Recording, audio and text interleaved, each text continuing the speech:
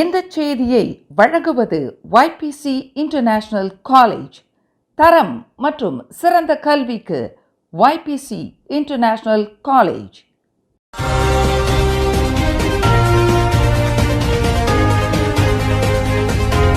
வணக்கம். திசைகளின் 5 மணி செய்திகள். ஆடவரை மடக்கி கொள்ளையிட்டதாக புக்கெட் அம்மன் தலைமையகத்தின் 2 போலீஸ் அதிகாரிகள் உட்பட 4 மீது குற்றச்சாட்டு. கடந்த மாதம் லட்சக்கணக்கான வெள்ளி இழப்பை ஏற்படுத்திய ஆடவர் ஒருவர் மடக்கி கொள்ளையடிக்கப்பட்ட சம்பவம் தொடர்பில் புக்கெட் அம்மன் போலீஸ் தலைமையகத்தின் 2 போலீஸ் அதிகாரிகள் உட்பட 4 கோலாலம்பூர் செஷன்ஸ் நீதிமன்றத்தில் குற்றஞ்சாட்டப்பட்டனர். புக்கெட் அமான் போலீஸ் தலைமையகத்தின் D4 குற்றவியல் செயலாக்க உளவு பிரிவைச் சேர்ந்த சார்ஜன் அந்தஸ்தை கொண்ட 42 வயது Ahmad Sharizan Abdul Rahman, Bukit Aman police தலைமையகத்தின் E9 ஸ்பெஷல் பிரான்ச் பிரிவைச் சேர்ந்த 40 வயது முகமது ஷவால் செக்மன் மற்றும் 40 வயது கைருல் அன்வார் அஹ்மத், 27 வயது முகமது ஃபிர்டவுஸ் ஜைனல் ஆகியோரே குற்றம் சாட்டப்பட்ட 4 நபர்கள் ஆவர். நீதிபதி சித்தி அமீனா கசாலி முன்னிலையில் நிறுத்தப்பட்ட இந்த 4 நபர்களும் கடந்த மே 25ஆம் தேதி இரவு 8:30 மணியளவில் கோலாலம்பூர் வங்சா மாஜு செக்ஷன் 10 இராமா வங்சா ஆடம்பர அடுக்குமாடி வீடொன்றில் ஆடவர் ஒருவரை மடக்கி கொள்ளையிட்டதாக குற்றச்சாட்டில் தெரிவிக்கப்பட்டது. 15வது பொது தேர்தலுக்கு வழிவிடும் வகையில் நெகிரி சம்பிலான் சட்டமன்றம் வரும் ஜூலை 1 தேதி சனிக்கிழமை கலைக்கப்படுவதாக மாநில மந்திரி பசார் டத்தோஸ்ரீ அமீனுடின் ஹாரூன் அறிவித்துள்ளார்.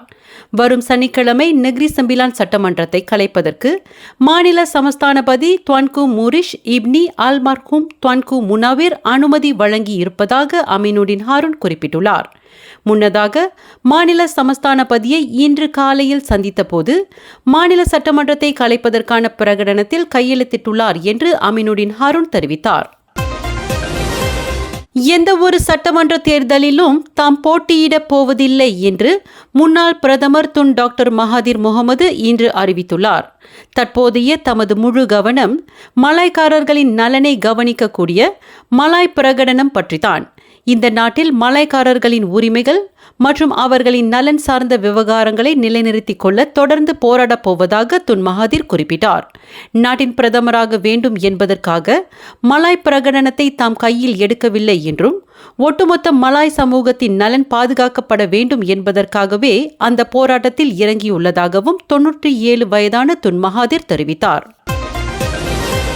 சுலு சுல்தான் வாரிசுதாரர்கள் என்று கூறிக்கொண்ட கும்பல் ஒன்று மலேசியாவிற்கு எதிராக தொடுத்திருந்த வழக்கில் அந்த கும்பலுக்கு மலேசியா 1490 கோடி அமெரிக்க டாலர் அல்லது 6259 கோடி வெள்ளியை இழப்பீட்டுத் தொகையாக வழங்க வேண்டும் என்று வழங்கப்பட்ட இறுதி தீர்ப்பை நெதர்லாந்து த ஹேக்கில் உள்ள ஆப்பிள் நீதிமன்றம் தள்ளுபடி செய்து இருப்பது மூலம் சூலு வாரிசுதாரர்களின் அடுத்த கட்ட சட்ட நடவடிக்கைகளுக்கு ஒரு முற்றுப்புள்ளி வைக்கப்பட்டுள்ளதாக சட்டத்துறை அமைச்சர் அசாலினா ஒத்மான் சாயித் தெரிவித்துள்ளார்.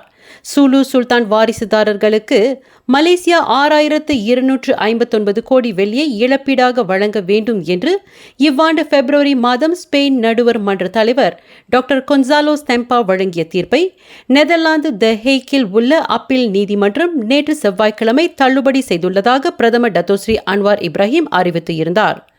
நெதர்லாந்து அப்பீல் நீதிமன்றம் வழங்கிய தீர்ப்பு மலேசியாவிற்கு முக்கியத்துவம் வாய்ந்ததாகும். மலேசிய இறையாண்மைக்கு சவால் விடும் வகையில் சுலு சுல்தான் வாரிசுதாரர்கள் மேற்கொண்ட சட்ட நடவடிக்கைகளுக்கு இத்தீர்ப்பின் மூலம் ஒரு முடிவு கட்டப்பட்டுள்ளதாக அசாலினா குறிப்பிட்டார். கேமரன் மலை சாலையில் சிம்பாங் பூலைக்கும் ப்ளூ வேலிக்கும் இடையில் கனத்த மழையின் காரணமாக நிலச்சரிவு ஏற்பட்டுள்ளது. நேற்று இரவு 11:25 மணியளவில் FT 185 செக்ஷன் 45 இந்த நிலச்சரிவு சம்பவம் நிகழ்ந்துள்ளது. இதுவரையில் தாங்கள் மேற்கொண்ட சோதனையில் இந்த நிலச்சரிவு சம்பவத்தில் எந்த ஒரு வாகனமும் சிக்கவில்லை என்று கண்டறியப்பட்டுள்ளதாக பேரா மாநில தொடர்புத்துறை கட்டமைப்பு, எரிசக்தி, நீர்வளம் மற்றும் போக்குவரத்து ஆட்சிக்குழு உறுப்பினர் டத்தோஸ்ரீ முகமது நீசார் ஜமாலுடின் தெரிவித்துள்ளார். கனத்த மழையின் காரணமாக மலையில் வழிந்தோடிய நீரின் வேகத்தினால் இந்த நிலச்சரிவு ஏற்பட்டுள்ளது என்று பூர்வாங்க விசாரணையில் தெரியவந்துள்ளது என்று அவர் குறிப்பிட்டுள்ளார். போக்குவரத்து தற்காலிகமாக மூடப்பட்டு இருந்த அந்த சாலை இன்று அதிகாலை 4:45 மணிக்கு மீண்டும் திறக்கப்பட்டுள்ளதாக முகமது நீசார் தெரிவித்துள்ளார். தமன் மலாவத்தி தேசிய வகை தமிழ் பள்ளியைச் சேர்ந்த சர்வேஸ்வரன் யோகீஸ்வரன் 3 விருதுகளை பெற்று மலேசிய சாதனை புத்தகத்தில் இடம்பெற்றுள்ளார். கடந்த 2022ஆம் ஆண்டு Air Asia young ambassador, SimFlight KL brand ambassador மற்றும் Asia aeronautical training academy young ambassador ஆகிய 3 விருதுகளை பெற்று மலேசிய சாதனை புத்தகத்தில் இடம் பிடித்து பெருமை சேர்த்துள்ளார். மேலும் சர்வேஸ்வரன் கின்னஸ் உலக சாதனை புத்தகத்தில் இடம்பெறும் முயற்சியில் கடந்த 2022ஆம் ஆண்டு ஒரே நிமிடத்தில் ஏர்கிராஃப்ட் டேல்ஸில் உள்ள 100 ஏர்லைன்ஸ் சின்னங்களை கண்டுபிடிக்கும் போட்டியில் பங்கேற்று அதில் 86 சின்னங்களை கண்டறிந்து தற்போது அப்போட்டியின் முடிவுக்காக காத்திருக்கிறார் என்பது குறிப்பிடத்தக்கது. தமது சொந்த தாயாரை கோடாரியினால் வெட்டி கொன்றதாக நபர் ஒருவர் மூவார் மேஜிஸ்ட்ரேட் நீதிமன்றத்தில் இன்று குற்றஞ்சாட்டப்பட்டார். 47 வயதான லிம் செங் சாய் என்ற அந்த நபர் கடந்த ஜூன் 18ஆம் தேதி இரவு 8:20 மணியளவில் மூவார் தமன் தமியாங் உத்தாமாவில் உள்ள வீட்டில் தமது தாயார் 73 வயது தான் சூ கேக் என்பவரை கொன்றதாக நீதிமன்றத்தில் தெரிவிக்கப்பட்டது.